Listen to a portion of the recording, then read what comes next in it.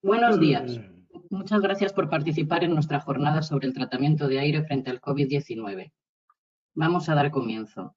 Procedo a ceder la palabra a Mario Hernández, responsable del sector hospitalario en Canfil, España. Muchas gracias, Nuria. Buenos días a todos y bienvenidos a esta webinar de Canfil. Permítame presentarme. Soy Mario Hernández, responsable del sector hospitalario en Canfil. En primer lugar, agradecer su asistencia a esta primera sesión webinar COVID-19.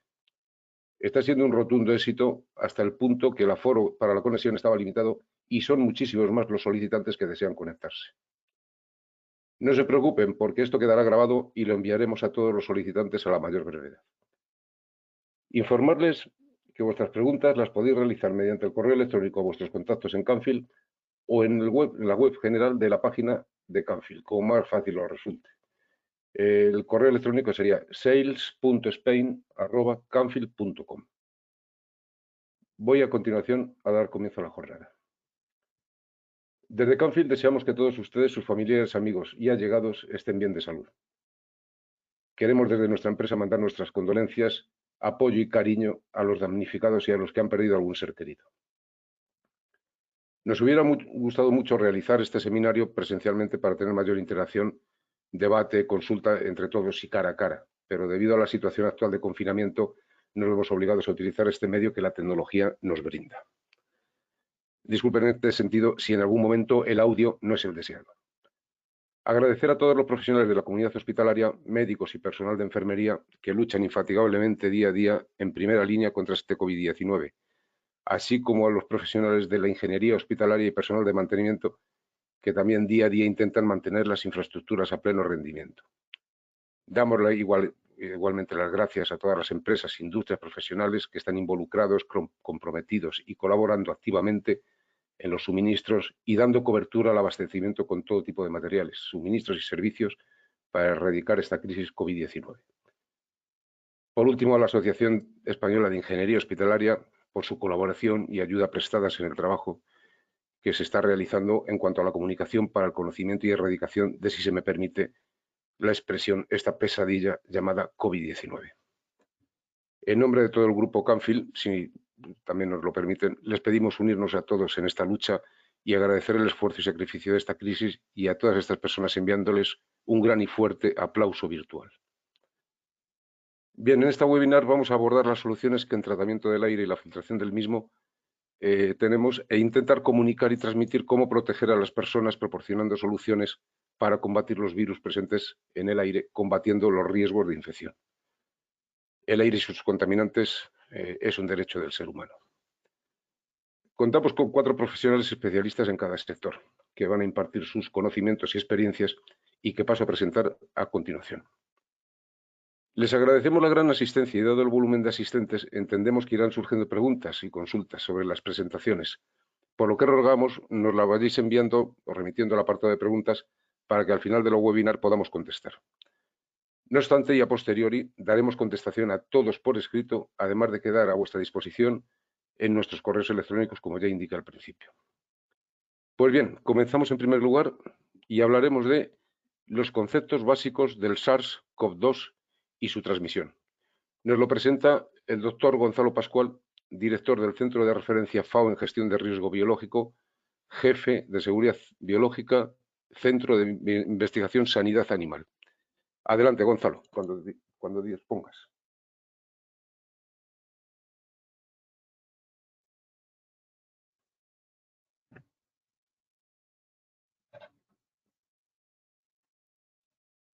Gracias, Mario. Buenos días a todos. Espero que se encuentren bien. Voy a introducir este seminario web con una serie de premisas fundamentales acerca del virus para tratar de enfocar la importancia del control del aire en los diseños de unidades de contención biológica en general y en particular para SARS-CoV-2. En primer lugar, la Sociedad Española de Virología ha fijado el tamaño de SARS-CoV-2 entre 90 y 120 nanómetros, es decir, entre 0.09 y 0.12 micras. Este es un tamaño grande para un virus RNA, que resulta mayor al ir asociado a gotículas y microgotículas y esto es muy importante la función de un filtro EPA instalado como medida de contención, ya que el tamaño final será superior al tamaño de partículas que se retienen en las peores condiciones posibles o de máximo poder de penetración, ese que se encuentra entre las 0,10 y las 0,25 micras, y por lo tanto el complejo macromolecular de asociación del SARS-CoV-2 y su medio de sustentación será retenido con mayor eficiencia. En segundo lugar, hay dos conceptos correlacionados necesarios para conocer el mecanismo de propagación aérea de un agente biológico. Primero, la dosis infectiva, es decir, el promedio de partículas virales necesarias para infectar a alguien.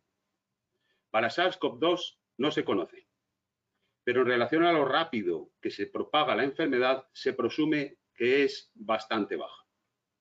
Según el profesor Edward Parker de la Escuela de Higiene y Medicina Tropical de Londres, son suficientes alrededor de unos cientos de partículas para producir infección.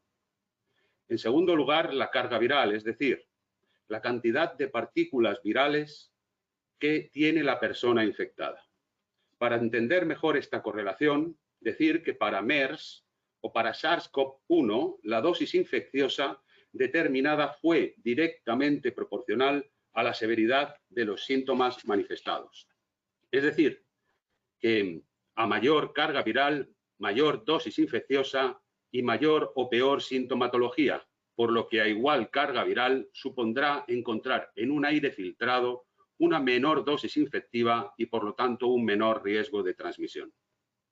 En tercer lugar, hablar del famoso R0. R0 es el número básico de reproducción, o lo que es lo mismo, el promedio de casos secundarios producidos a partir de un primer caso. Comúnmente ustedes lo pueden encontrar en bibliografía o en medios de comunicación como tasa de contagio. Bien, a día de hoy, con los datos epidemiológicos que se disponen, SARS-CoV-2 presenta una tasa de contagio de 2.5, es decir, que una persona tiene la capacidad de infectar a una media de 2.5 personas. Este valor es alto en comparación con SARS-CoV-1, que tuvo una R0 de 2, o con MERS, que es de 0.7, e incluso con el de la gripe, que es de 1.5, o ébola, que fue de 1.8. Es curioso, ahora mismo en el Estado español, la tasa de contagio está estimada a día de hoy en 1.1, desde el 3.2 que empezó en un primer momento. Esto dice que estamos peleando correctamente contra el virus. Para que se hagan una idea, si un virus supera el valor 1, resulta autosostenible. Esto significa que no desaparece por sí mismo. Cuando somos capaces de reducirlo de 1, significa que esa autosustentación se pierde y el virus desaparecerá. Adicionalmente, hay que tener en cuenta que el 80% de las personas contagiadas son asintomáticas, pero eso no les impide ser transmisores. Conocer esta tasa de contagio influye en la toma de decisiones para la instalación de diferentes mecanismos de biocontención de aire, pudiendo ser estos simples o combinados. Por lo tanto, habrá que tener en cuenta que a menor tasa de contagio, menor impacto técnico y económico. En cuarto lugar, decir que la persistencia del virus activo en el medio es considerable. Teniendo como ejemplo a SARS-CoV-1, MERS, SARS-CoV-2 puede persistir activo en superficie a temperatura ambiente entre 2 horas y 9 días dependiendo del material, incrementando su tiempo de viabilidad si la temperatura es baja y la humedad relativa es alta. En quinto lugar, a día de hoy, está demostrado que SARS-CoV-2 tiene 3 formas de transmisión directa o indirecta, y este apartado es muy importante. Se puede transmitir por gotículas de gran tamaño, las llamadas gotículas de Fluge, cuyo tamaño es superior a las 5 micras, siendo la distancia de transmisibilidad entre 1 y 2 metros, eso sí, en ambiente estático, sin corrientes de aire o con velocidades de este menores a 0,1 metros por segundo. Esta es, a día de hoy, la mayor vía de transmisión. También es transmisible por contacto directo con superficies contaminadas o fómites y posterior entrada por vía oral a través de la mucosa de boca, nariz u ojos. Y últimamente, y este aspecto es fundamental, existe el convencimiento científico y técnico demostrado de transmisibilidad aérea de SARS-CoV-2 en gotículas de pequeño tamaño, lo que se llaman los núcleos de Wells. Este tamaño está entre las 2 y las 5 micras. Estos núcleos pueden permanecer suspendidos en el aire durante más de 3 horas y transportarse a distancias mayores a 2 metros, según ha establecido una publicación del New England Journal of Medicine. Es importante conocer que Wells también demostró que las gotículas de gran tamaño, es decir, las gotículas de Fluge, pueden transformarse en núcleos goticulares de Wells por evaporación, por lo que juegan un papel muy importante los rangos que puede haber en una estancia de temperatura y de humedad. Estas dos últimas formas de transmisión están íntimamente asociadas al control de la ventilación y de la dirección de flujo de aire. En este sentido, un número de renovaciones hora alto favorece una ventilación por dilución, lo que permite eliminar o al menos reducir notablemente en el recinto los núcleos de Wells en suspensión. Por ejemplo, una tasa de ventilación de 12 renovaciones hora durante 10 minutos produce una dilución de núcleos de Wells de 7 veces, según establecido el CDC en el año 2005. Comentar que, como ustedes conocen, hay casos de espacios convencionales o sanitarios donde no es posible conseguir una tasa de ventilación superior a las 6 u 8 renovaciones hora, por lo que se deben aportar otras soluciones eficaces de control, como la utilización de sistemas in situ de purificación de aire. Por último, centrar la clasificación del virus y su nivel de contención. SARS-CoV-2 es un beta coronavirus y, por lo tanto, dentro de la legislación española, que está reunida en el Real Decreto 664 del año 97 y su guía de exposición y evaluación del año 2015, y que ambas provienen de la transposición de la Directiva Comunitaria 90-679 de la Unión Europea, está encuadrado en el grupo de riesgo 2. Como todos los coronavirus zoonóticos, MERS o el SARS-CoV-1, es decir, aquellos que afectan al ser humano con origen y transmisión desde un animal. Que sea del grupo de riesgo 2 no debe confundirnos y obligarnos a encuadrarlo en un nivel de contención biológica 2. Es preceptivo en cualquier determinación y de hecho está recogido en toda la legislación nacional y normativa internacional, como es la OMS, la FAO, la OIE, etcétera, realizar una evaluación de riesgo biológico específico para el patógeno. El resultado de esta evaluación, en el que se contemplarán parámetros como la naturaleza del agente biológico, transmisibilidad, dosis infectiva, letalidad, actividad a realizar, técnicas de profilaxis, posibilidad de vacunación, entre otros, será la que verdaderamente clasifique el tipo de contención física necesaria para albergar al patógeno. Por lo que, aunque un agente biológico esté encuadrado en un grupo de riesgo 2, podría estar obligada su manipulación, trabajo o presencia en un espacio biocontenido de nivel de contención biológica 3.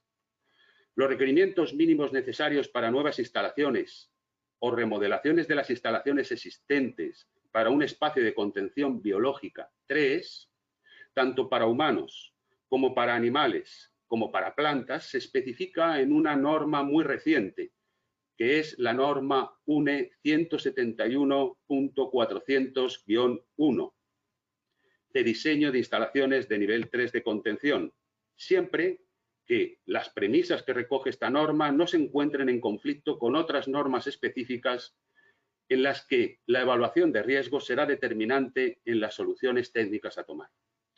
Como información adicional, es apropiado comentar que otros países clasifican al SARS-CoV-2 en el grupo de riesgo 3, como es Estados Unidos a través de la clasificación del CDC o Canadá a través de su Pathogen Safety Datasets.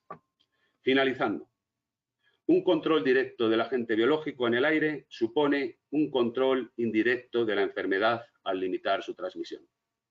Muchísimas gracias por su atención. Paso la palabra a Mario Hernández. Gracias. Muchas gracias, Gonzalo. Gracias por ofrecernos tu colaboración y de esta forma altruista.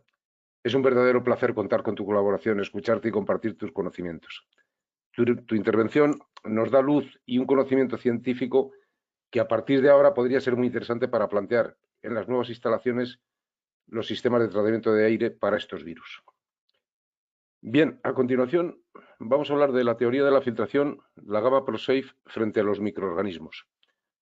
James Dreykov es el técnico especialista en Canfield, ingeniero mecánico y responsable de confort en Canfield. Nos realiza la presentación Rubén Bamonde, responsable del departamento de servicio de Canfield. Adelante, Rubén, cuando desees. Muchas gracias, Mario. Buenos días a todos y bienvenidos a esta webinar de Canfield. Lo primero, agradecer la exposición del doctor Gonzalo Pascual. Siempre es un placer contar con su experiencia y su conocimiento. Vamos a realizar una breve introducción a la teoría de la filtración, de manera que nos permita comprender mejor a todos los conceptos que aquí se van a comentar.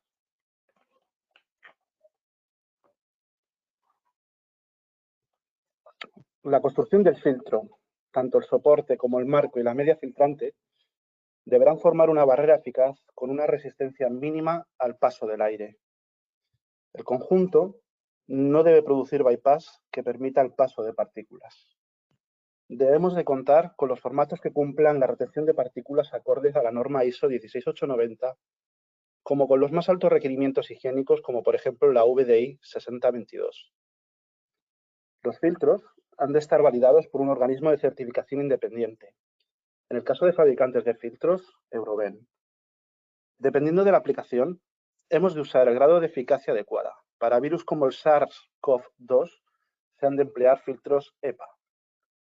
El diseño y calidad de producción es clave. Es la única vía para garantizar la eficacia de filtración. Existen varios mecanismos para realizar la retención de partículas.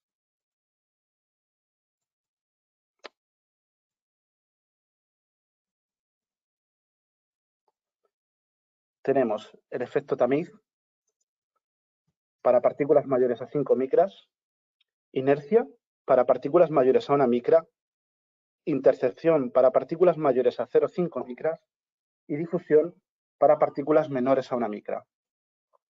Según el tamaño de partículas, actuará uno u otro mecanismo. El correcto diseño de la media filtrante es básico para garantizar la filtración del aire. Un diseño inadecuado provocará una baja filtración de partículas, virus y bacterias. Considerando que en el aire hay partículas con una diversidad de tamaños muy amplia, combinando todos los mecanismos de filtración se obtiene la eficacia media. Para filtros absolutos, la eficacia se mide en mPps, tamaño de partícula más penetrante. En este gráfico podemos ver la eficacia de cada uno de los mecanismos en función del tamaño de partícula. Existe otro mecanismo para la retención de partículas. Es el llamado efecto electrostático. Es un efecto que se produce de manera más relevante en los filtros con media sintética. El efecto electrostático es una propiedad que no podemos controlar. De la misma manera que se carga de electricidad estática, también se descarga, provocando una disminución de la eficacia de filtración. En el gráfico podemos observar tres curvas. La línea roja, que representa un filtro con media filtrante sintética, en la que podemos ver cómo inicialmente su eficacia de filtración es alta. Sin embargo, cuando el efecto electrostático desaparece, su eficacia se ve muy reducida. Si nos fijamos en la línea azul, podemos ver un filtro con media de fibra de vidrio. Este tipo de media tiene una componente electrostática muy inferior a la sintética. En su curva se puede observar cómo su eficacia no disminuye con el tiempo, al contrario. Según el filtro se va colmatando, esta aumenta. Resumiendo, un filtro sintético con media de polímeros tendrá una eficacia inicial alta debido al efecto electrostático. Pero en el momento que pierda esa propiedad, su eficacia se reducirá dejando de retener el tipo de partículas para las que dice estar diseñado. Según el tamaño de partículas que queramos retener, es necesaria una eficacia de filtración específica. En este gráfico podemos ver el tamaño para diferentes tipos de partículas, desde tipos de polvo, como por ejemplo el polvo atmosférico suspendido, partículas contaminantes como pueden ser las partículas de combustión o el humo del tabaco, gases contaminantes que entrarían en otro ámbito ya que estos requieren una filtración mediante carbono activo o alúmina, y los contaminantes biológicos, polen, bacterias o en el caso que nos ocupa los virus. Para retener un virus, debido a su tamaño tan pequeño, es necesario el uso de filtros absolutos llamados filtros EPA. El SARS-CoV-2 oscila en un tamaño de 0,09 a 0,12 micras. Cuando el virus se adhiere a gotas o aerosoles procedentes de una persona, el tamaño de este es de entre 0,5 y 0,15 micras. Datos aportados por el Centro Nacional de Investigación Biológica. Según el tamaño que tenga una partícula, esta se mantendrá suspendida en el ambiente más o menos tiempo. Mientras las partículas más grandes como el polvo se precipitan al suelo en un periodo de entre unos 6 segundos y 3 minutos y medio, partículas más pequeñas como un virus pueden permanecer suspendidas por un periodo de hasta 34 días. Esto significa que en un espacio donde hay una carga vírica es necesaria una ventilación y filtración adecuada. Aquellas zonas que no cuenten con un sistema de ventilación y filtración adecuado deberán contar con un sistema de purificación autónomo que permita una correcta recirculación del aire a través de filtros EPA como mínimo de eficacia H13. A colación de lo anterior, indicar que entidades como REVA, Federación Europea de Calefacción, Ventilación y Aire Acondicionado, o la Comisión de Ingeniería Médica y Sanitaria formada por el COIM, AIM y la Asociación Española de Ingeniería Hospitalaria, hacen una serie de recomendaciones respecto a la filtración del aire para combatir el SARS-CoV-2. Aumentar el aire de impulsión y extracción para aumentar las renovaciones hora. En ausencia de ventilación mecánica, utilizar el sistema de ventana abierta. La humedad relativa ideal estará por encima del 80% y la temperatura por encima de 30 grados. Recomendado no ir por debajo del 30% de humedad relativa. No usar los recuperadores de calor al no ser estanco. No usar recirculación si no hay un filtro EPA en el sistema de aporte de aire. La limpieza de conductos no tiene efectos prácticos. Mejor aumentar velocidad del conducto para evitar deposición de microorganismos. Los filtros de los climatizadores se deben sustituir como habitualmente. Los purificadores de aire son eficientes si van equipados con un filtro EPA. El equipo será colocado lo más cerca posible del personal a proteger. Mantener la tapa del VC bajada a la hora de tirar la cadena y con los ventiladores de extracción siempre funcionando. Los filtros EPA tendrán una eficacia mínima H13 N1822 99,95 mPps. Ya que se recomienda el cambio de filtros de manera habitual, es importante comprender qué filtros son los adecuados para aquellas etapas de filtración que no sean EPA. Hasta hace relativamente poco, los fabricantes de filtros estábamos regulados por la norma EN 779. Esta norma establecía 3 niveles de filtración: polvo grueso, polvo medio y polvo fino. El problema de esta clasificación es que no deja claro la eficacia real de un filtro. Esta norma se basa en el porcentaje de retención de partículas para un tamaño de 0,4 micras, obviando el resto de tamaños. Esto provoca que cuando nos dicen que un filtro es eficacia F7, ¿realmente sabemos a qué se refiere? En la mayoría de los casos, no. La norma actual es la ISO 16890. Una nueva norma realizada para estandarizar a nivel global las eficacias de filtración, para proporcionar un test de eficacia de filtro más real y en línea con los datos de medición de contaminación atmosférica, al referenciarlo con la materia particulada, EPM1, EPM2,5 y EPM10. Permite también un sistema de clasificación mucho más transparente, permitiendo conocer la eficacia real de cada filtro. La nueva norma ha generado 4 clases: CORS, EPM10, EPM2,5 y EPM1. Esta norma se basa en la retención de partículas en un rango de 0,3 a 10 micras. A la hora de proteger a personas y procesos, la eficacia del filtro siempre será en el rango EPM1. Cuando un filtro viene etiquetado como EPM1 85%, significa que la capacidad de retención es del 85% para partículas con un tamaño de 0,3 a 1 micra. Es importante recordar que las partículas más perjudiciales para la salud son las EPM1. Los filtros absolutos han de ser construidos y ensayados acorde a la norma ISO EN 1822. Esta norma indica que la eficacia de un filtro absoluto será medida para las partículas denominadas MPPS, tamaño de partícula más penetrante. Las MPPS se encuentran en el rango de 0,1 a 0,25 micras. Cuando un filtro de eficacia H13 dice tener una eficacia del 99,95 MPPS, significa que retiene el 99,95% de las partículas con más capacidad de penetración en el filtro, siendo su eficacia para el resto de tamaños aún mayor. El virus SARS-CoV-2 tiene un tamaño de 0,09 a 0,12 micras y cuando es transportado en gotículos aerosoles, un tamaño de 0,5 a 0,15 micras. Un filtro de eficacia H13 retendría como mínimo el 99,95% del virus, siendo su eficacia mayor para el caso de las gotículas. Dependiendo del riesgo, es necesario un tipo de filtración específica. Podemos definir 3 niveles de riesgo: riesgo bajo, riesgo medio y riesgo alto. Sobre todo esto os van a hablar con más detalles mis compañeros. Como nota rápida, fíjense que en todos los casos se habla de filtración EPA o como mínimo, en los casos de riesgo bajo, un EPM1 80%.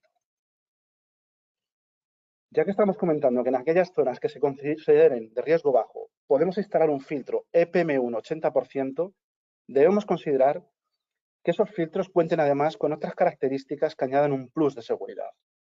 Además del certificado del filtro ISO 16890, se recomienda que cuenten con la certificación ProSafe. Esa certificación aporta que además de cumplir la norma ISO 16890, cumplen la norma ISO 846, que garantiza que los materiales de construcción del filtro son inertes a la proliferación de microorganismos, que además cumple la norma VDI 6022 referente a los requisitos de higiene en sistemas de ventilación. Además, en el caso de Camfi, nuestros filtros son resistentes a los procesos de descontaminación, muy importante en este periodo del SARS-CoV-2. Son fabricados libres de componentes como halogenuros, formaldehídos, bisfenol A o ftalatos, convirtiendo a este tipo de filtros en un producto muy enfocado al sector sanitario, farmacéutico y alimentario, al contar con la certificación acorde a la norma EC 1935 sobre los materiales y objetos destinados a entrar en contacto con los alimentos. Muchas gracias por su atención. Le cedo la palabra a Mario Hernández.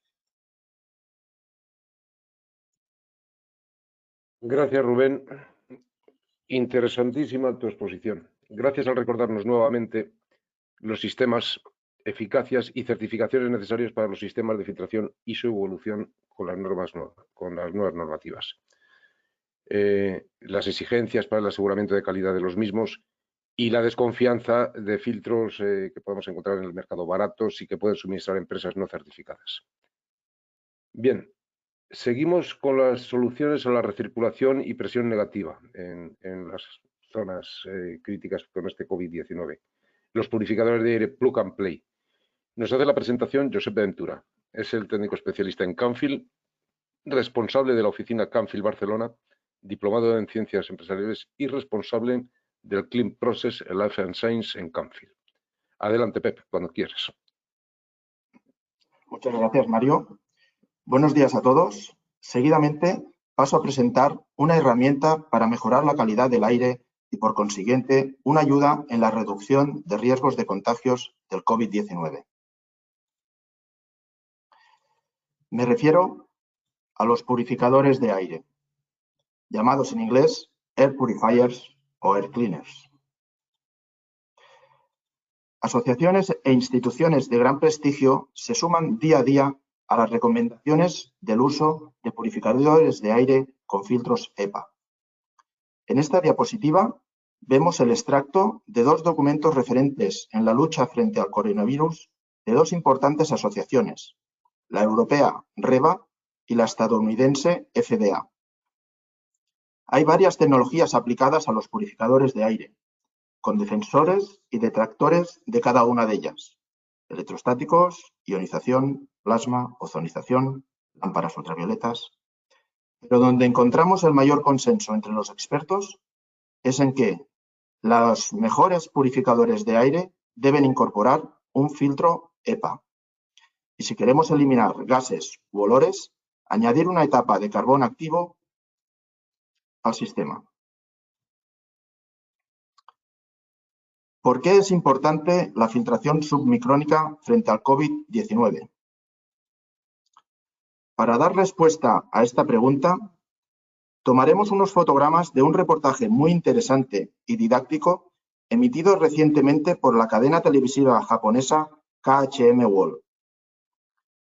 Las dos fuentes de contagio que nos da la OMS son contacto con objetos donde se ha depositado el virus previamente o inhalación de gotas grandes emitidas por estornudos o toses de personas infectadas. Pero existen ya estudios que indican que no se debería descartar una tercera fuente que vendría de las microgotas. Y así lo evidencia un estudio de la Shine Nippon Air Technologies, donde hacen visible lo invisible. Parece ser que mucha gente se ha infectado durante conversaciones. Son infecciones debidas a las microgotas. Una simple microgota puede contener gran cantidad de virus. En una conversación se liberan muchas microgotas que pueden ser inhaladas por la gente de alrededor. Cuando se tose o se estornuda, el número de microgotas se multiplica. Una tos puede contener hasta 100.000 microgotas. Sin un eficiente sistema de ventilación, estas microgotas se sostienen en el aire durante largos espacios de tiempo. Esto, junto a un potencial periodo de viabilidad de las partículas virales en el aire de hasta 3 horas y la alta tasa de contagio del SARS-CoV-2, hace que no se pueda descartar esta tercera vía de infección. Os dejo en el pie de la diapositiva el link al vídeo completo. Os lo recomiendo. ¿Cómo podemos reducir el número de partículas virales del ambiente? Una vez más, la filtración EPA nos ayuda a conseguirlo. En la gráfica podemos observar la drástica disminución de partículas de 0,3 a 0,5 micras hasta alcanzar niveles de calidad de aire equiparables a la ISO 8 según la norma ISO 14644.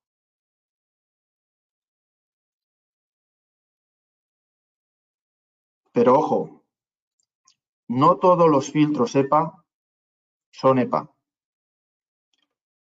En este vídeo vemos una prueba de humo realizada en el Tech Center, el centro tecnológico, que Camfield dispone en Suecia.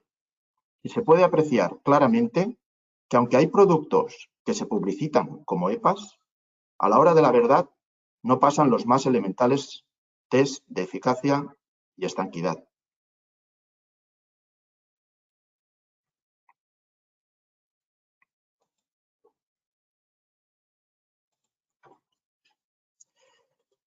¿Qué necesidades de tratamiento de aire nos estamos encontrando en la actual crisis del COVID-19? Pues bien, tenemos que crear habitaciones con pacientes infectados.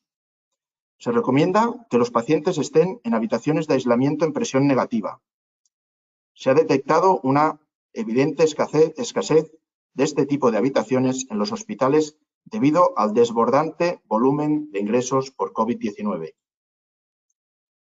UCIs. Son zonas de alta generación de aerosoles, gotas y microgotas. La necesidad de respiración mecánica de los enfermos críticos hace que se deba realizar una tarea de alto riesgo de infección durante la intubación y extubación de los enfermos. Protección a sanitarios. A pesar de las máscaras FFP2 o FFP3, hay la necesidad de filtración adicional del aire ambiente. Las partículas pueden depositarse en las EPIs, ropa, guantes, instrumento médico, móviles, tablets u otros objetos habituales de los sanitarios. Esto aumenta el riesgo de contagio por contacto accidental. Zonas de tránsito de pacientes infectados. El distanciamiento social en estas zonas se hace prácticamente imposible. Salas de espera, salas de triaje, pasillos, autopsias, morgue, La concentración de gran cantidad de gente infectada genera que la carga de partículas virales en estos lugares sea muy elevada. Y por último, medios de transporte de pacientes infectados. Pues especialmente críticas son las ambulancias que transportan pacientes potencialmente infectados. ¿Cómo podemos ayudar a cubrir estas necesidades inmediatas de mejora del aire? En un escenario ideal, donde todo el hospital se hubiera diseñado y ejecutado con previsión y sin falta de recursos, los sistemas de ventilación nos darían la sobrepresión o depresión necesaria, incorporarían etapas filtración EPA en impulsión y extracción. En esta situación idílica, casi con seguridad, no sería necesaria la utilización de purificadores de aire. Por desgracia, no estamos en ese escenario y debemos actuar rápidamente adecuando zonas que no estaban diseñadas para el uso que se les da. Que se lo pregunten a los departamentos de ingeniería, a las propias ingenierías, instaladoras, mantenedoras, que están haciendo UCIs, donde hace 10 días había una biblioteca, pasillos, almacenes, recintos feriales, polideportivos. Mi más profundo reconocimiento a los grandes profesionales que están haciendo esto posible. Algunos de estos profesionales seguro que están atendiendo ahora mismo a la presentación. Muchas gracias, héroes. Pues bien, como iba diciendo, la situación real actual, los purificadores de aire son soluciones plug and play. Se pueden instalar fácil y rápidamente en cualquier lugar.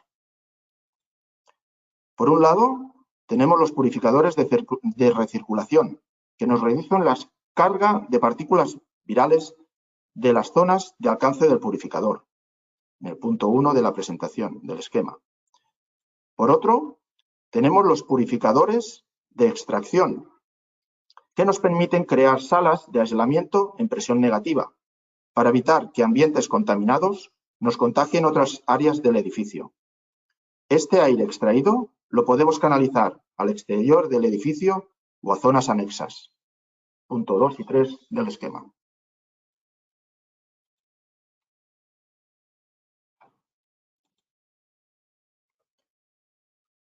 En hospitales, el sistema de ventilación es importante para introducir aire limpio y así ayudar a proteger a los pacientes y al personal.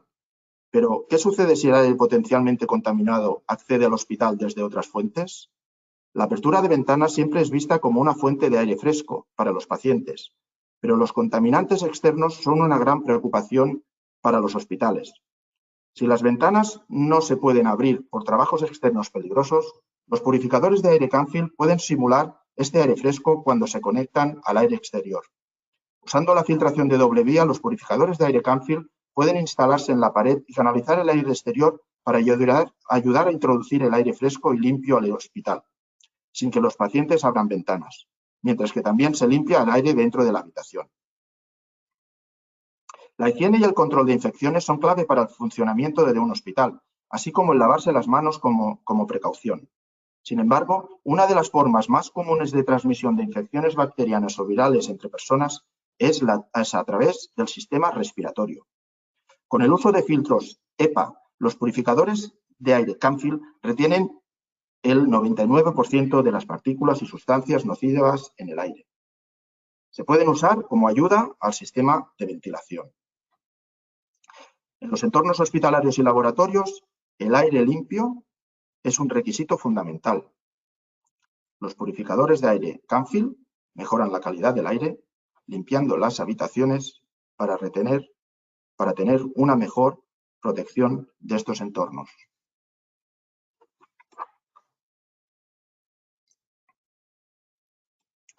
Aquí podemos ver la gama de purificadores de aire para recirculación. Escogeremos uno u otro modelo dependiendo del caudal de aire a tratar. Disponemos de software propio para elegir el modelo ideal y la cantidad de equipos requeridos.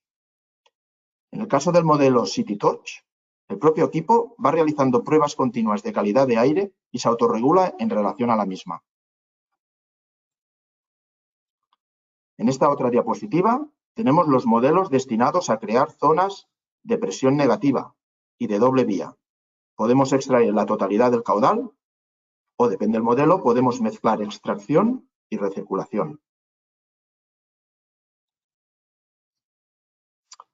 Una referencia reciente de utilización de purificadores de aire ha sido la adaptación de varias zonas del Hospital Trias i Pujol de Badalona en UCIs. En este proyecto se han utilizado tanto equipos de recirculación para bajar la carga de partículas virales del ambiente, como la utilización de equipos de extracción para crear presión negativa, y todo en tiempo récord. Agradecemos las fotos cedidas por José María Rimbau y el permiso para compartirlas con todos ustedes.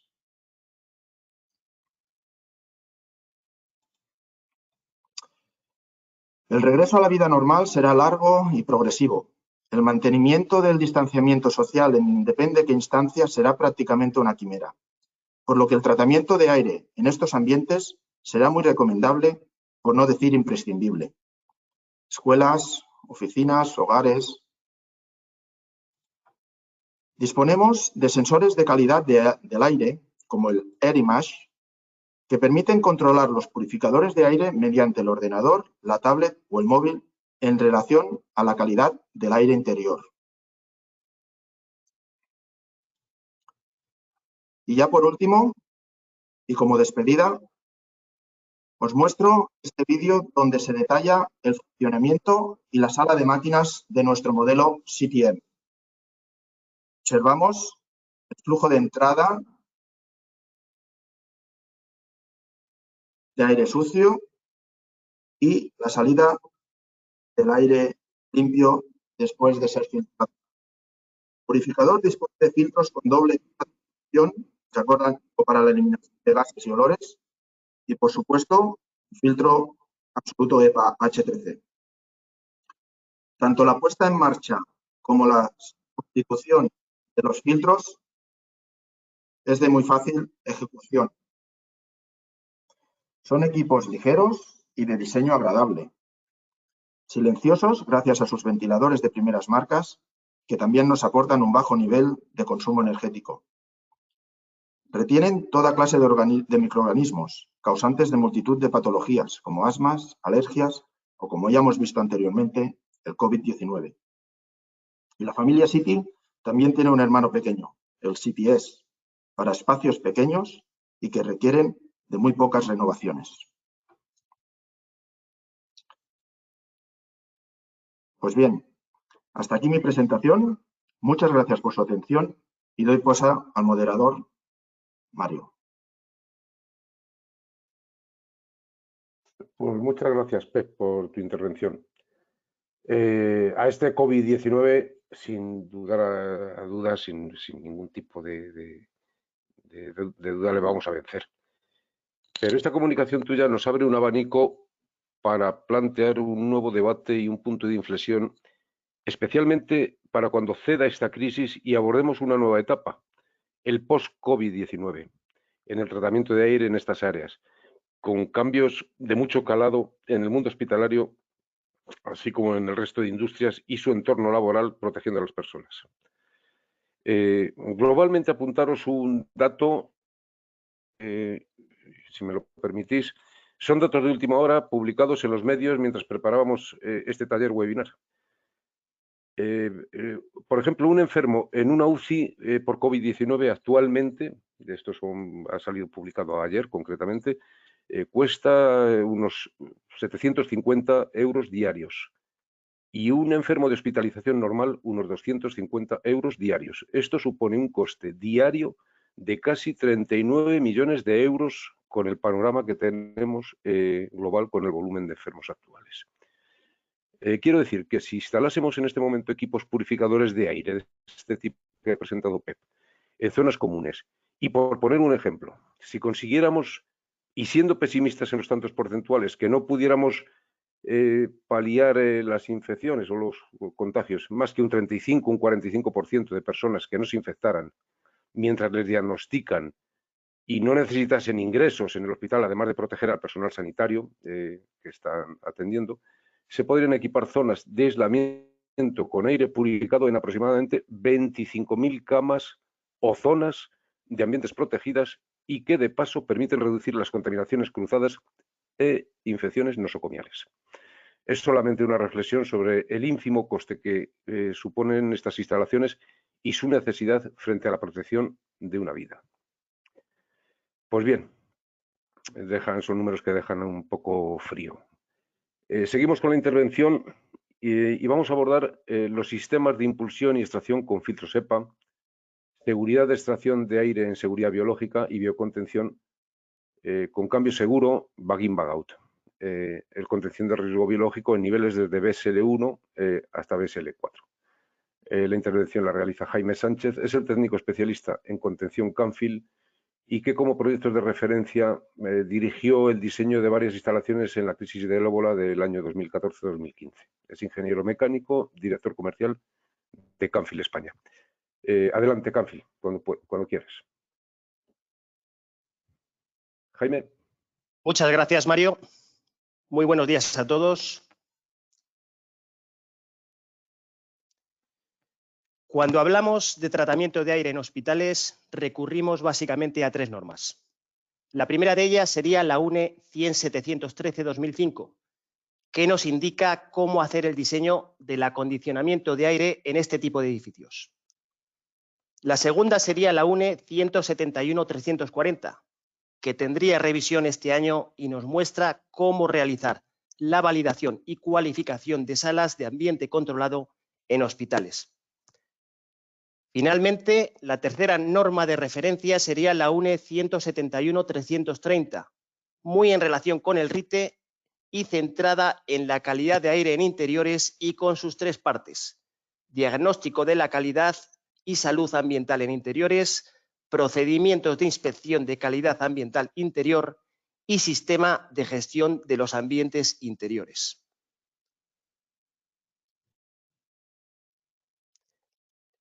La norma que más nos orientaría en la base de esta jornada técnica sería la UNE 100-713. Nos habla de dos tipos de local.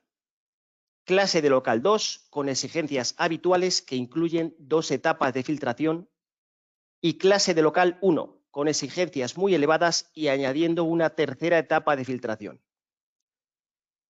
¿Qué locales dentro de un hospital se consideran clase 1? Quirófanos, paritorios, salas de exploración, zonas UCI y locales estériles dentro de las zonas de suministro y eliminación. Dentro de las áreas de cuidados intensivos incluimos tanto las habitaciones con pacientes con riesgo de contraer infecciones como las habitaciones con pacientes con infección, así como las salas de urgencias.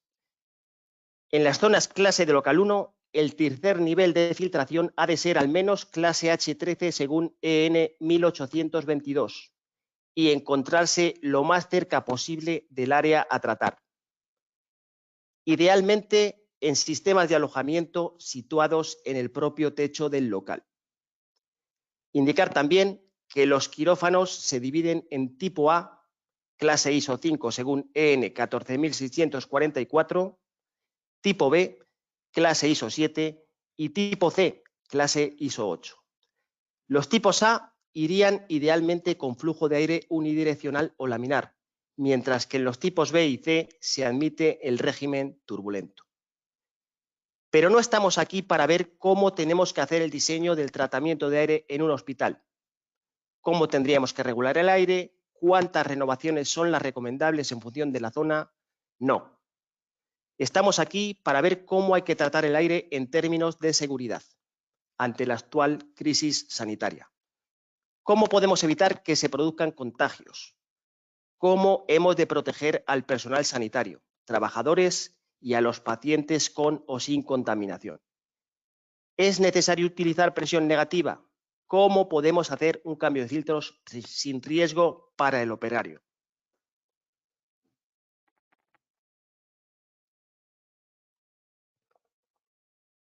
Vemos un edificio típico de un hospital, donde se ha representado un quirófano y una sala de aislamiento como ejemplos.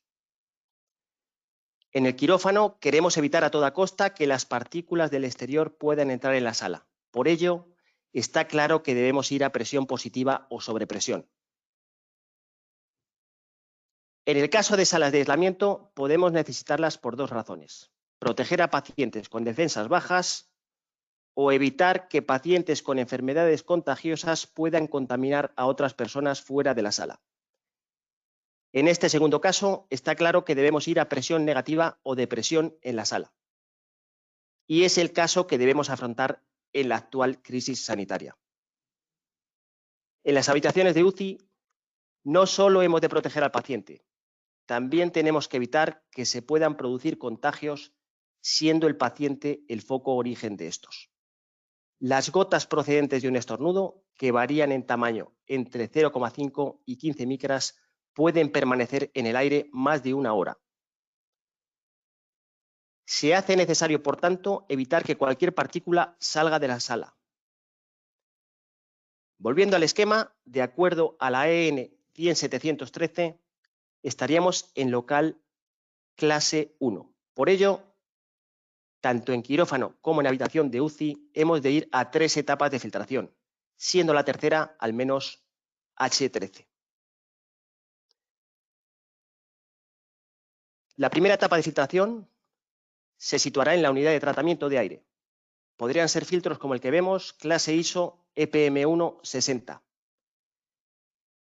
La segunda etapa puede estar en la unidad de tratamiento de aire o en un housing intercalado en conducto.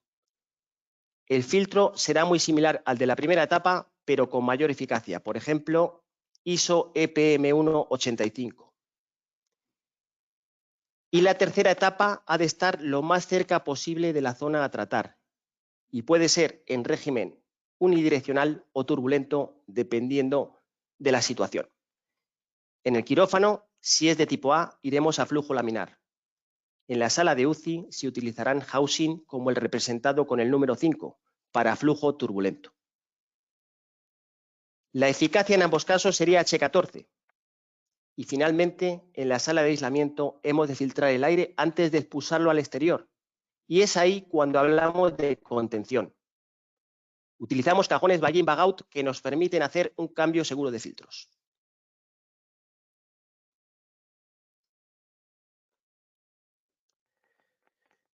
¿Pero es realmente necesario usar presión negativa en salas con pacientes con infección vírica?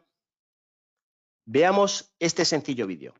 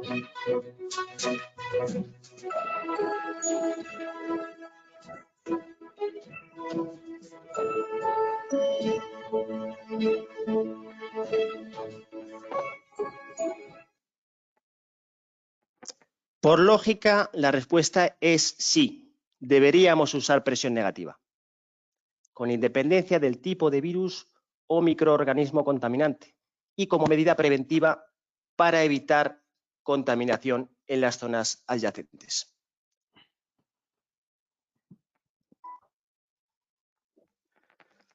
Antes de pasar a ver con qué tipo de productos hemos de tratar el aire de impulsión y extracción en una habitación de un hospital que aloja a un paciente con una enfermedad contagiosa, veamos cómo deberíamos tratar el aire a nivel de seguridad con un esquema de principio.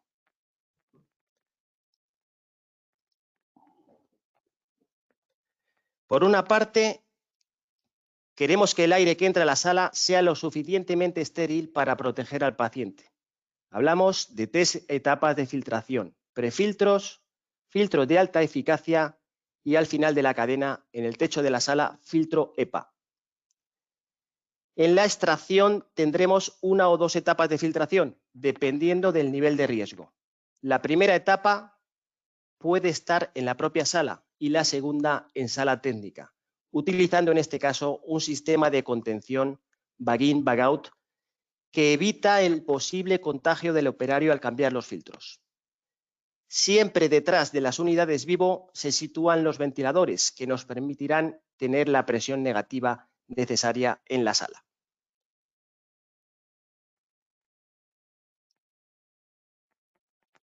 ¿Qué productos hemos de usar en impulsión de aire como tercera etapa de filtración? Recordemos que de acuerdo a la norma deberíamos ir a filtros al menos clase H13 y vemos aquí ejemplos de housing de alojamiento para filtros EPA.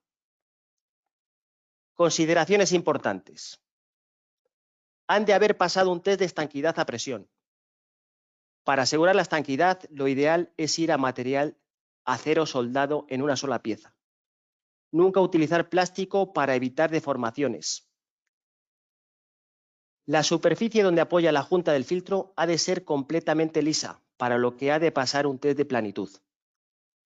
Es muy importante el sistema de apriete del filtro.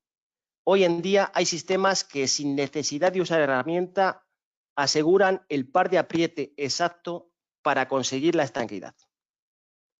Usar al menos una toma de presión que servirá también como toma de 100% de concentración cuando se hace el test de integridad en el filtro.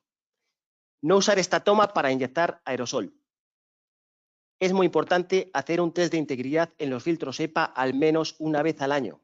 Es la garantía de ausencia de fugas. Lo correcto es cambiar el filtro por pérdida de carga, no por tiempo. Es incorrecto cambiar los filtros anualmente y no hacer un test de integridad. ¿Quién nos asegura que los filtros están bien montados? Por otra parte, hoy en día existen filtros terminales con media prácticamente irrompible. No hace falta rejilla.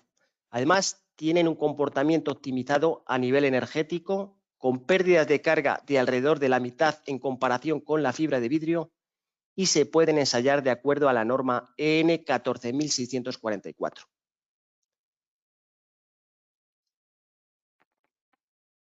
Un recordatorio de la norma EN 1822. Para proteger a los pacientes en salas de infecciosos e inmunodeprimidos, hemos de ir a filtros al menos clase H13 en la tercera etapa de filtración. Lo habitual en filtros terminales es usar clase H14 y un filtro clase H14, como vemos en la tabla, tiene una eficacia del 99,995% para el tamaño de partícula más penetrante.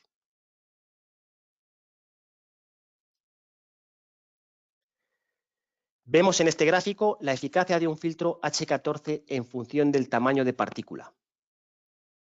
El tamaño de partícula donde el filtro tiene menor eficacia es lo que llamamos MPPS o tamaño de partícula más penetrante. En este caso, como veis, es 0,14 micras. Este tamaño siempre estará entre 0,1 y 0,25 micras. Para cualquier otro tamaño de partícula, la eficacia es superior. Es decir, una gota procedente de un estornudo portadora de un virus quedará retenida en el filtro y un virus aerovehiculado se filtrará con una eficacia de al menos el 99,995%.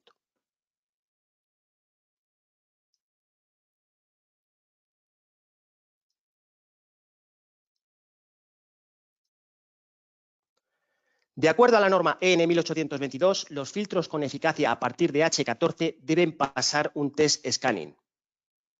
Este es un ejemplo de test que sirve también como certificado. Y es un derecho del usuario final exigir este test y una obligación para los fabricantes de filtros hacer esta prueba y documentarla. Es el carnet de identidad del filtro.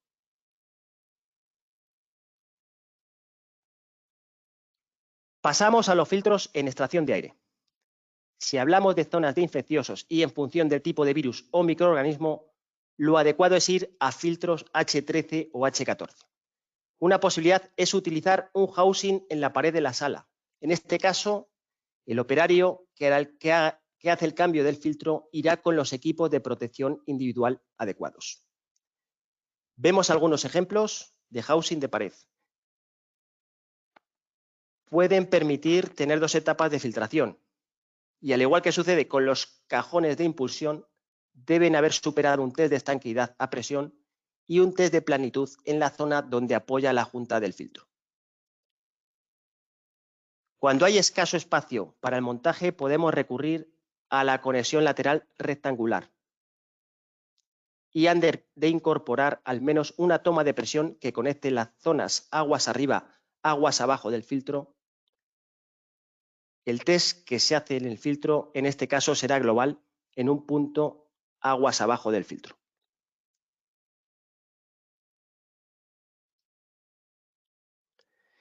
Y pasamos finalmente a filtros en extracción situados en zona técnica. En este caso, es necesario un sistema de cambio seguro.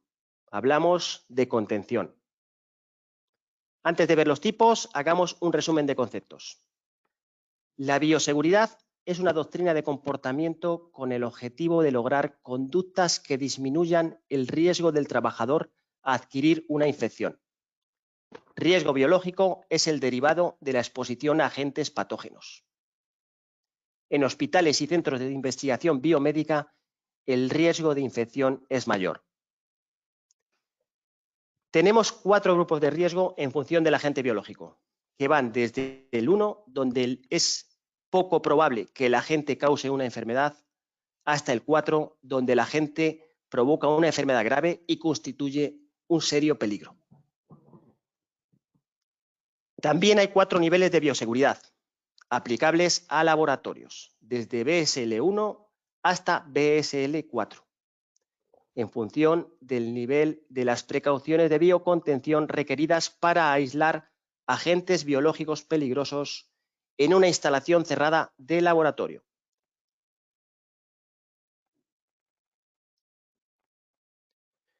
Pero una sala de aislamiento donde tenemos un paciente con una infección contagiosa no tiene clasificación de este tipo, incluso con la similitud en cuanto a riesgo, ya que podemos encontrarnos con el mismo tipo de virus o microorganismo, no encontramos con las siguientes diferencias, entre otras.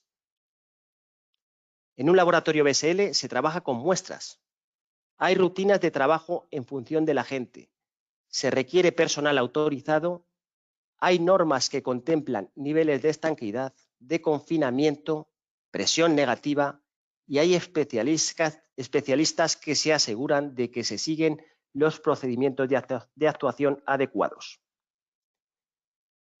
En una sala de aislamiento de un hospital se trabaja con pacientes. Hay rutinas para trabajar con todo tipo de agentes o enfermedades. Todo el personal ha de estar preparado para trabajar en cualquier situación. Se usa presión negativa en salas normales y el mantenimiento lo realiza personal no especializado. Incluso con estas diferencias, hemos de seguir el primer principio de la seguridad biológica, la biocontención. Aquí recurrimos a la norma UNE 171-400-1 que nos ha indicado Gonzalo.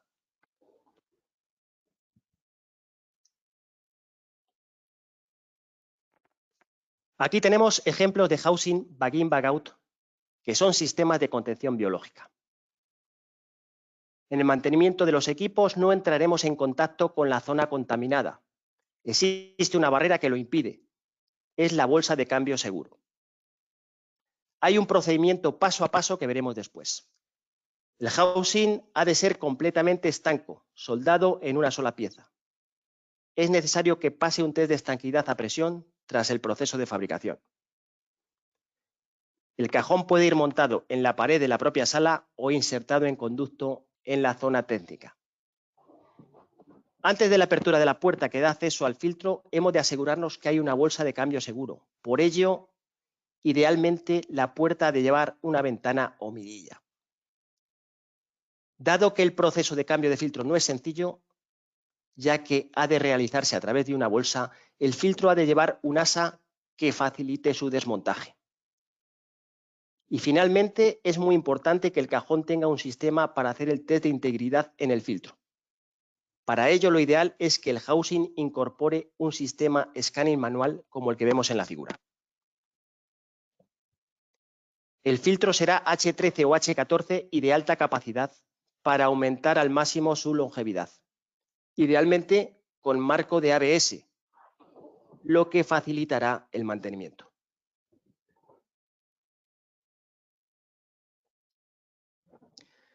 Aquí vemos resumido el procedimiento de cambio de un filtro EPA en un cajón de cambio seguro Bag-in, Bag-out. En realidad, en cada cambio se utilizan dos bolsas, la que recoge el filtro contaminado y la que embridamos a la caja al final del proceso. La dejamos preparada para el siguiente cambio. De lo que se trata es de evitar conectar la parte contaminada con el medio ambiente. Y hasta aquí la parte correspondiente a filtración en impulsión y extracción de aire en áreas de cuidados intensivos en hospitales. Paso la palabra al moderador Mario. Pues muchas gracias, Jaime. Quiero aclarar, bueno, demostraste tu conocimiento con la crisis del ébola en contención en el año 2014 y 2015 al diseñar y realizar estas instalaciones con referencia de calidad a nivel mundial. Nos vuelves a recordar de forma magistral cómo realizar este tipo de instalaciones y las buenas prácticas en el control y cambio de filtros para mantener la seguridad en la contención biológica para este COVID-19. España, a partir de este momento de ese momento, es un referente con las instalaciones realizadas. Por ejemplo, se realizó de forma magistral la instalación en el Hospital Central de la Defensa, Gómez Ulla, el Hospital General de Ciudad Real y el Hospital Carlos III. Hay alguno más, pero bueno. Le recordamos, este último Hospital Carlos III se realizaron una serie de actuaciones en las habitaciones con clasificación de nivel de contención biológica 3 en 72 horas, de las cuales coincidieron 24 en un fin de semana, sábado y domingo. Gracias, Jaime. Bien, pues para finalizar y dar clausura a esta webinar, esta clausura la realizará Javier Torrón. Javier es ingeniero mecánico y es el director gerente de Canfil España. Adelante, Javier. Sí, gracias, Mario. Hola, buenos días a todos. En primer lugar, agradecerles a todos su participación, en especial a los ponentes, en particular al doctor Gonzalo Pascual. Gracias, Gonzalo. Nuestro deber como empresa dedicada a la filtración de aire es proporcionar soluciones a esta pandemia. Y nuestro deber también es proteger a quien todos los días exponen su salud, comprometen su vida, para todos nosotros, y me refiero a los sanitarios. Por ello, en nuestra planta de Cabanillas, Guadalajara, y con el esfuerzo de todos sus integrantes, hemos reorganizado nuestra producción con el fin de producir purificadores de aire, tanto en su versión de recirculación, así como de presión negativa. Disponemos de una capacidad de producción de 200 purificadores diarios y esperemos poder subir esa cantidad. Quiero resaltar también la solidaridad por parte de los empleados de nuestra compañía, al igual que el de la sociedad en general, como no podía ser de otro modo, ya que Canfil España ha puesto a disposición su R&D, su Centro de Investigación y Desarrollo, maquinaria, materia prima de manera altruista para que los trabajadores, de manera voluntaria, en su tiempo libre, tras su jornada de trabajo, hayan fabricado un total de 8.000 mascarillas que se están donando a los hospitales desde hace 2 semanas. Gracias a todos. Ahora, si me lo permiten, quisiera compartir una apreciación personal referente a esta pandemia, que nos tiene a todos y a todo secuestrados. Que solo entre todos y de manera combinada, y ahí tenemos varios ejemplos estos últimos días de cooperación entre distintas empresas para la fabricación, diseño de fábricas de alto rendimiento, participación de Canfield en la industria del automóvil para tejidos asociados a máscaras y fabricación en masa, trabajo en equipo con ingenierías para facilitar diseños, productos en cuanto a sistemas de contención. Solo entre todos podremos vencer esta crisis. Eso sí, utilizamos la ciencia y más que nunca, como ha dicho nuestro amigo Josep Ventura en su anterior ponencia, hacer visible lo invisible, más que nunca hacer visible lo invisible. La categoría de riesgo de este virus tiene que ser objeto de evaluación, según nos ha comentado Gonzalo. Y se tiene que hacer caso a caso. Pero sin ninguna duda, cuando vemos la virulencia, la mortalidad, y más hoy cuando estamos hablando en ocupación hospitalaria, el nivel de riesgo, sin lugar a duda, tiene que ser un nivel 3 y, por lo tanto, tiene que estar orientado hacia una solución de contención o de recirculación. La velocidad de contaminación, recordemos, una tasa de 2,5 de propagación muy alta, tiene que tener como respuesta una solución igual de rápida y tenemos que implantar soluciones fáciles y rápidas. ¿Bien? Entonces, a las ya conocidas soluciones que son la utilización de los EPIs, sin lugar a duda, creo que ha quedado muy claro la necesidad de utilizar sistemas de filtración. Como ha dicho Pep, lo suyo sería que hubiesen estado diseñadas y que los hospitales y cualquier estancia con este tipo de necesidad hubiesen sido diseñadas, pero no es el caso. Entonces, creo que esta solución de purificadores es una solución adaptada y apropiada en este momento de emergencia y de crisis. Por último, quiero agradecerles a todos su tiempo. Esperamos que esta presentación haya sido de su interés y haberles proporcionado soluciones prácticas en el ámbito del desempeño de su labor y su actividad. Muchas gracias a todos. Ahora, por último, vamos a pasar al apartado de ruegos y preguntas.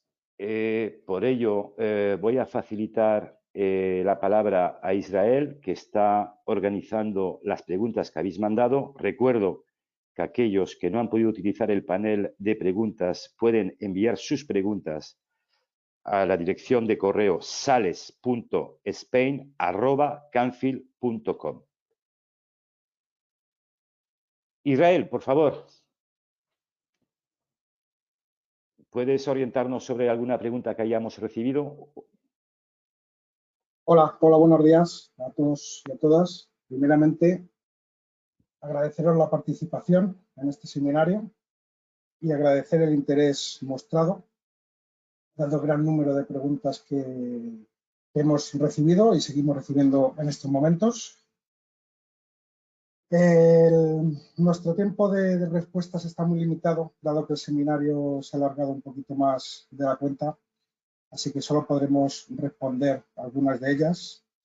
Y para el resto, como dice Javier, quedamos a su disposición para responder todas aquellas que no se hagan a continuación. Intentaré hacer una selección y englobar muchas de ellas que preguntan por temas muy parecidos para así responder cuanto más preguntas mejor. Muchas gracias y suerte. La primera pregunta es cómo afecta las últimas noticias sobre la permanencia del virus en suspensión de hasta 3 días para los sistemas climatizados y no climatizados. ¿Es necesario algún cambio en el sistema original? Entiendo que se refiere al sistema original de climatización, si lo hubiera. Sí, gracias, Israel. Bueno, es una muy buena pregunta. Creo que la persona más indicada para contestar esa pregunta sería el doctor Gonzalo Pascual. Gonzalo, ¿puedes contestar esta pregunta? Sí, ¿me la podéis repetir, por favor? Sí, la repito. ¿Cómo afectan las últimas noticias sobre la permanencia del virus en suspensión de hasta 3 días para los sistemas climatizados y no climatizados? ¿Es necesario algún cambio sobre el sistema original? Sistema original de climatización, entiendo. Bien, en principio no es necesario ningún cambio. En las unidades en las que exista una gran producción de aerosoles, como puede ser una UCI, o procesos en los que se esté entubando o desentubando a un paciente, estos sistemas de purificación de aire interior en la propia sala dan unos resultados excelentes. Lo que hay que intentar es, en cualquier caso, reducir la carga viral que haya en suspensión para que así se reduzca la tasa de dosis existente y, por lo tanto, de infectividad. Y repito, estos sistemas de recirculación que son adaptables a cualquier instalación y de purificación que son adaptables a cualquier instalación son los más convenientes en este momento. Cualquier otro retoque en una instalación existente debe de llevar un proceso de estudio de ingeniería adecuado para saber si la capacidad de los elementos que hay instalados son suficientes como para poder poner otras medidas de contención como sistemas de filtración simples o dobles. No sé si así contesto la pregunta correctamente. Sí, Gonzalo, si me permitís, soy Pep. Sí, adelante. Una cuestión. Si hace referencia al aire acondicionado estándar, lo que sí que la REBA, como hemos visto que comentaba Rubén, recomienda es un aumento del número de renovaciones, aumentando el máximo posible el caudal de impulsión a la zona y eliminar lo que es la recirculación del aire, porque en un sistema estándar de climatización los filtros no acostumbran a ser EPAs, por lo tanto estaríamos recirculando aire contaminado. Por lo tanto, aumentar el máximo posible el número de renovaciones para diluir la carga viral y después eliminar la recirculación. Quería comentar eso. Bien, ¿alguna otra pregunta, Israel? Sí. Más preguntas. Hay muchas preguntas en relación a los purificadores. Voy a intentar condensarlas todas ellas en una sola. Y las preguntas son las siguientes. ¿Por qué es importante utilizar purificadores en todas las estancias de hospitales y centros de trabajo? ¿Es necesario instalar purificadores en edificios de oficinas? ¿Cómo se dimensiona un purificador? ¿Cómo sabemos qué purificador escoger? No sé si son muchas preguntas en una sola. Hombre, sí, unas cuantas. Pero bueno, Gracias, Israel, por la pregunta. Yo creo que esta pregunta la tiene que contestar Jaime y posiblemente Pep. Jaime, te cedo la palabra para contestar esta pregunta. Vale, yo propongo que vayamos, como han sido al final 5 preguntas, vamos paso a paso. Si te parece, Israel, vamos con la primera. ¿Cuál era? Sí, perfecto. ¿Por qué es importante utilizar purificadores en todas las estancias de hospitales y centros de trabajo? ¿Es necesario instalar purificadores en edificios de oficinas? Vale. Bueno, ¿por qué es necesario utilizar purificadores? Es una solución plug and play. Es una solución de muy sencilla instalación. No es necesario modificar la instalación. Y conseguimos filtración EPA, que hemos visto en esta jornada, que es el objetivo. Un filtro EPA te va a retener al menos el 99,995% de cualquier tamaño de partícula. Con lo cual, para cualquier estancia vamos a disminuir la contaminación y por supuesto que es necesario en cualquier estancia. no solo en hospitales, sino en oficinas. Vamos a reducir la carga vírica que pueda haber en la oficina, vamos a mejorar la calidad del interior y es una solución plug and play de muy sencilla instalación. Sí, Jaime, no sé si gracias. con eso... Sí, yo creo que es una muy buena respuesta. Antes de hacer la palabra a Josep Ventura para que amplíe esta respuesta, en la presentación de Josep Ventura se hablaba del futuro, ¿no? El futuro, la puesta en marcha va a ser complicada.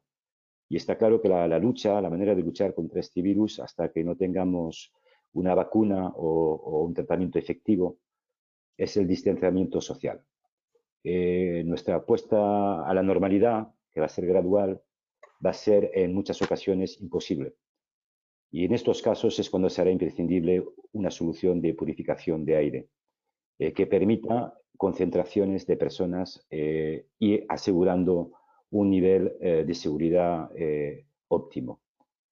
Cuando volvamos a la normalidad en las oficinas, tendremos que utilizar este tipo de sistema. Pep, si quieres ampliar esta respuesta, por favor. Sí, no, bueno, yo espero que la pregunta fuera previo a mi presentación porque bueno, pienso que durante la presentación se han dado argumentos suficientes como para tener en cuenta la instalación de los purificadores de aire en todas estas instancias, en hospitales, oficinas, etcétera, ¿no? Como, bueno, sería repetirme en lo que acaba de decir Jaime, pero es eso. En hospitales actualmente son focos de contaminación, por lo tanto hay atmósferas llenas de partículas virales y viables, por lo tanto tenemos que descargar estas instancias. En muchos casos los sistemas de climatización estándar o son deficientes o prácticamente no existen porque las zonas donde se están albergando estos lugares no estaban preparadas. Por lo tanto,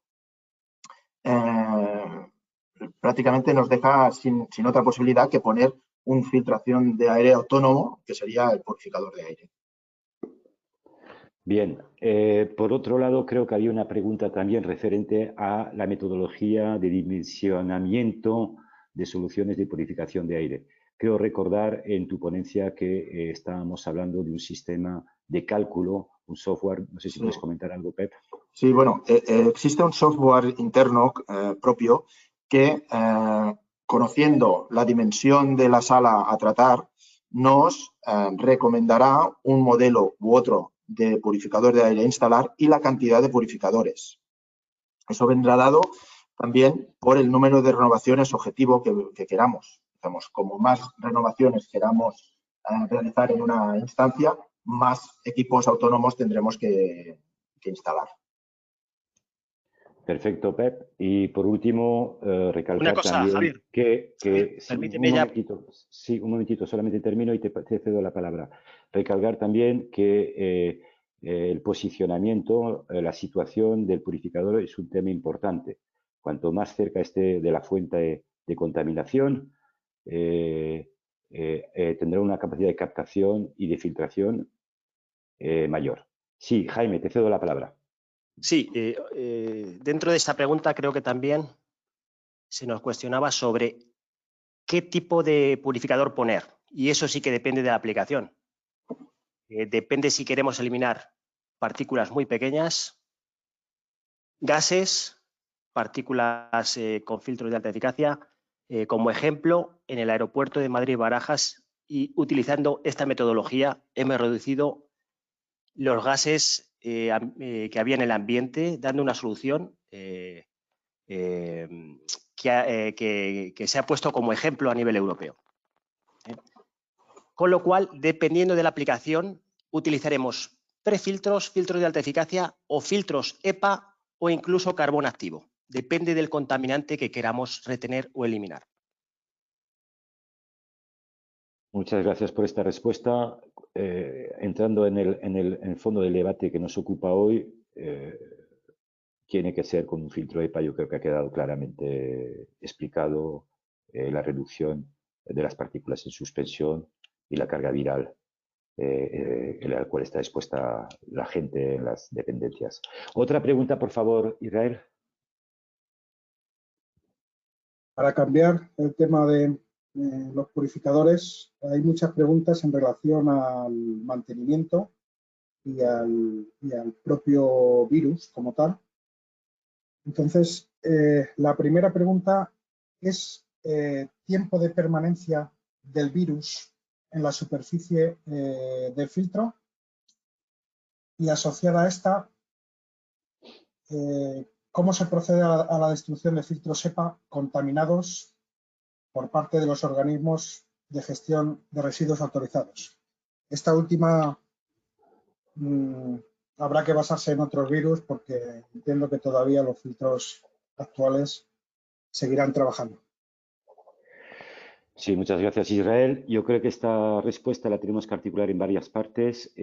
Una parte creo que sería el doctor Gonzalo Pascual, combinada con Rubén a nivel de servicio y posiblemente Mario. Por favor, Gonzalo, ¿puedes articular la respuesta sobre permanencia del virus sobre superficie? Sí, por supuesto. Los estudios que hay hasta en la actualidad, el virus permanece en superficies de celulosa aproximadamente 24 horas. Todo depende también de la carga que haya dentro del filtro. 24 horas, pero esto son estudios preliminares que hay. En la superficie de un filtro no se ha determinado su presencia, entonces deberíamos tratar el filtro, un filtro EPA, tal y como se está tratando en una instalación convencional donde estén presentes con niveles 2 o nivel 3 de contención.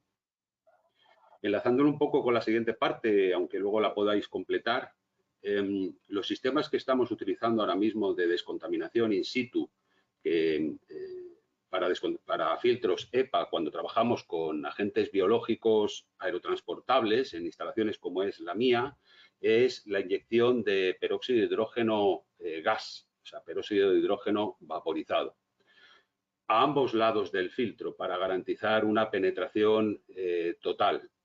Siempre estos sistemas validados microbiológicamente con un indicador conocido como es el Geobacillus stereothermophilus en poblaciones de 10 elevado a la 5 como mínimo y, si es posible, 10 elevado a la 6. En el caso de que las descontaminaciones no sean posibles porque las cajas no disponen de los mecanismos de inyección del gas, el sistema back-in, back-out ayuda a su retirada o cambio de forma segura. Este filtro, una vez embolsado en una bolsa estanca, lo que pasaría es un sistema de autoclavado como mínimo a 121 grados durante 15 minutos. Esto en muchas instalaciones, como se decía antes, es gestor, sino que es productor. En muchas instalaciones no hay sistemas de autoclavado para realizar esto. O los que hay están destinados a otros usos, por lo que los filtros deberían ser entregados a un gestor autorizado. En aquellos casos en los que se puede utilizar un autoclave en la propia instalación, sería este el mecanismo, ciclos desarrollados a 121 grados durante 15 minutos. Muchas gracias, Gonzalo. Rubén, igual puedes hablar de la gama ProSafe, que viene justamente a tratar de esto, sobre la permanencia de los microorganismos dentro del filtro. Bueno, buenos días. A la hora de utilizar los filtros ProSafe, es cierto que en la cara trasera del filtro estaríamos bastante más protegidos al ser inertes a la proliferación de microorganismos, pero en todos los casos, como ha dicho Gonzalo, cuando no contemos con los mecanismos adecuados, el personal que se dedique a hacer este tipo de cambios, lo que tienen que hacer ahora mismo es contar con todos los EPIs necesarios para poder retirar los filtros. Cuando estamos haciendo un cambio de un filtro con cambio seguro, al final el filtro va a quedar embolsado, pero cuando estemos quitando las primeras etapas, los filtros F9, F8, los filtros y demás, el personal que lo vaya a realizar tendrá que usar las mascarillas, las mascarillas FFP2, los guantes, gafas, un gel con base hidroalcohol y el traje de protección TIBEC. los filtros deberán ser luego embolsados y, como ha dicho Gonzalo, llevarlos a un gestor de residuos en aquellos centros que no puedan contar con sistemas de descontaminación. Lo que hemos dicho antes, con la gama ProSafe, lo que contamos es con una protección extra al ser filtros diseñados específicamente para este tipo de problemas. En todos los casos, yo recomiendo que como protección se sigan usando siempre todos los EPIs. Muchas gracias, Rubén. Creo que tenemos a disposición un protocolo que hemos articulado gracias a la participación del doctor Gonzalo sobre protocolo de cambio de filtros en instalaciones. Está a vuestra disposición a través de Rubén y a través del correo electrónico. Por tanto, todo aquel que esté interesado en recibir protocolo de cómo actuar frente a cambio de filtros, por favor no duden en solicitarlo. Israel, una pregunta que te quería hacer. ¿Tenemos constancia de los números de asistentes al final? ¿Sabemos cuántos hemos estado presentes en esta webinar? Sí, finalmente hemos participado alrededor de 360 personas de media durante toda la charla. Ha habido picos de casi 400 participantes y actualmente, dado que se estaba alargando un poquito más de lo esperado, pues somos unos poquito menos. Estamos ahora por debajo, 294 concretamente. Gracias, Israel. Seguimos con un par de preguntas más y daremos por concluida esta webinar por hoy y quedamos a su entera disposición. Israel, ¿alguna pregunta? Sí, una pregunta que creo que es interesante porque hay muchos instalados en todos los sistemas de climatización y es referente a los recuperadores, que creo que se ha comentado. Pero nos preguntan por qué se desaconsejan los recuperadores cuando ellos mismos pasan un ensayo de estanqueidad. Perfecto. Creo que esta parte la había dado Josep Ventura. Si no me equivoco, cedo la palabra a Josep Ventura. Bueno, la ha dado Rubén, pero bueno, es una Rubén, si quieres añadirme, acompañarme, es una recomendación de la REBA, de la Asociación Europea de Aire Acondicionado, donde no es que recomiende el no uso, recomienda el paralizarlos, el no recircular el aire a través de los recuperadores de calor, porque por mucho test de estanquidad que hayan pasado, no es un test de estanquidad suficiente para un virus. Esto por un lado. Y luego, yo diría, perdóname, que los recuperadores entálpicos de rueda, por ejemplo, aunque pasen un test de estanquidad, al final es una rueda girando, es decir, el aire pasa por arriba, la rueda gira y vuelve a conectar con el aire exterior. En las ruedas se pueden quedar adheridos los virus y según va girando y va cambiando la parte de expulsión con la de impulsión, estamos volviendo a introducir el virus dentro de la instalación. Entonces, como tú has dicho, lo que recomiendan es pararlos, no usarlos por ese motivo. Cuando sea un recuperador de placas, en principio el aire no va a entrar en contacto el de extracción con de impulsión.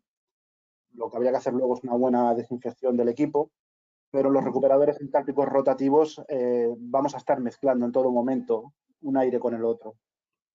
Correcto. De hecho, lo que se está recomendando es aire 100% exterior. Aire 100% exterior. Ok, muchas gracias por la respuesta.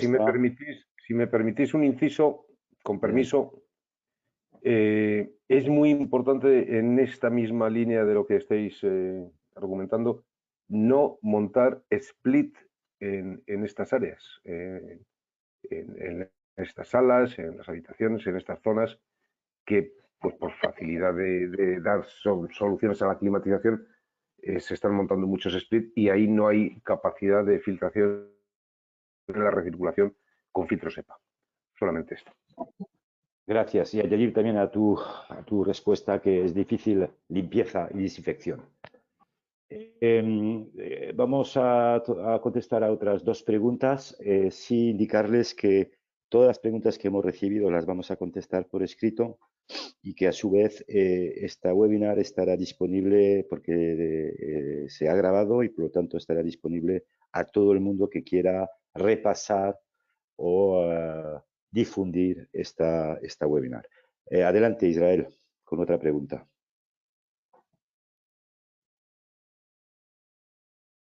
Seguimos teniendo muchas preguntas sobre los purificadores. Voy a hacer una última de los purificadores. Preguntan, creo que es interesante para tenerlo claro, nos preguntan si los purificadores crean presiones negativas y cómo actúa un purificador en salas climatizadas. Bien, yo creo que esta pregunta la tiene que contestar Jaime y luego posiblemente añadir algo Josep Ventura. Jaime, adelante, por favor. Sí, bueno, yo creo que esto sí que lo ha explicado Pep en su ponencia. Efectivamente, hay una línea de purificadores de aire pensados para poder crear de forma inmediata presión negativa, de forma muy sencilla e inmediata presión negativa en salas. Es una de las grandes ventajas que ofrece este producto. Zonas que queremos poner en presión negativa y la instalación no lo permite.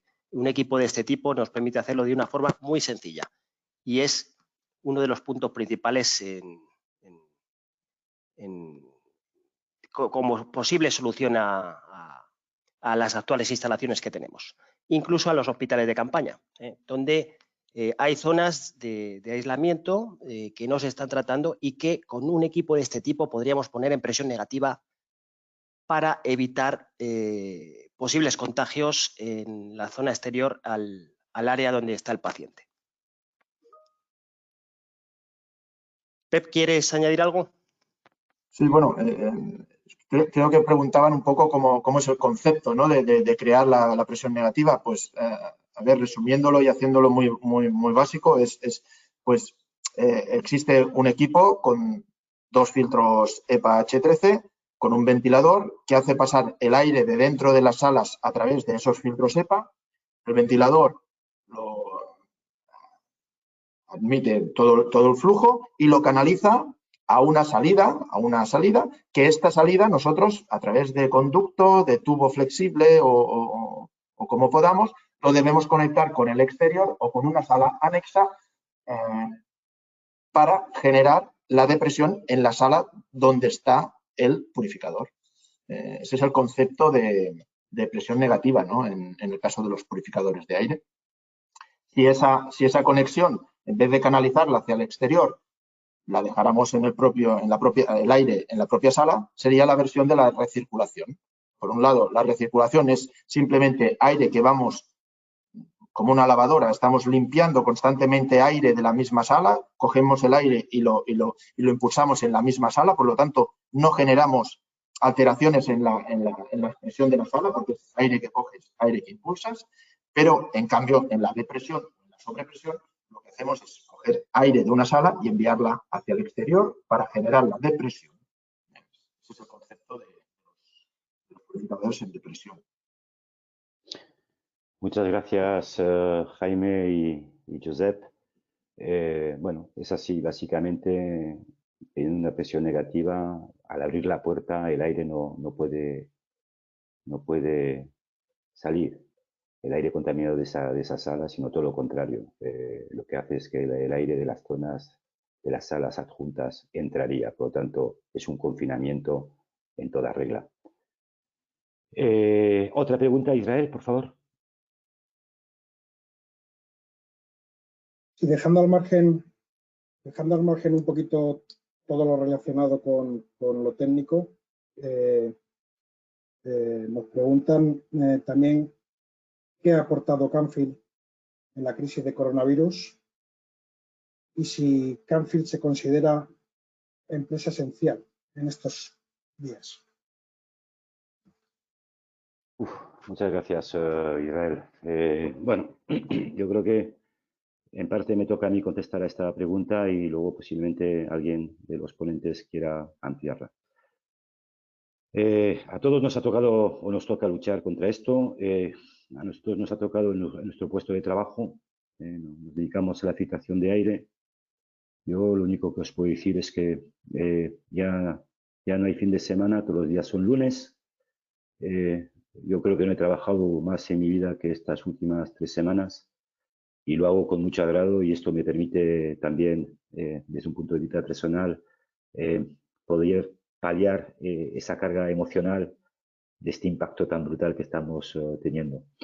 Yo os puedo garantizar que el compromiso por parte de todos los trabajadores que integran Canfil España, Canfil en su totalidad, está volcado no al 100%, al 200% en combatir esta pandemia y este virus.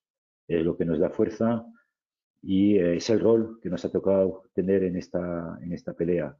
Yo creo que todos, ya no solo los integrantes de la plantilla de Canfil, somos héroes desde nuestra posición y desde nuestra posición tenemos que combatirlo combinando todos nuestros esfuerzos y nuestra capacidad técnica, empresarial, productiva para poder vencer esto. Esa es mi respuesta y no dudéis que estamos a vuestra disposición 24 horas en cualquier momento para tratar de ayudar sin ningún tipo de escondite, ¿no? No se trata de una aplicación, una visión empresarial, sino ya estamos en una fase de solidaridad y de compartir el saber hacer para tratar de doblegar lo antes posible y poder volver a la normalidad, que es lo que deseamos todos. Jaime, no sé si tienes algo que añadir sobre esto. No, estoy totalmente de acuerdo con lo que has dicho, Javier, y creo que ha sido muy positiva esta jornada y nos plantearemos volver a hacer algún evento de este tipo en el futuro. Dejarme remarcar, Jaime, que sobre el tema de si es un trabajo esencial, comentabas, ¿verdad, Israel? Jaime comenta cuántos mails recibimos el lunes sí, después del decreto, nosotros, ¿no? Sí, es realidad que nosotros no teníamos duda de que éramos parte de la industria esencial. Nosotros no teníamos dudas, pero teníamos dudas de si eso sería el gobierno pensaría lo mismo.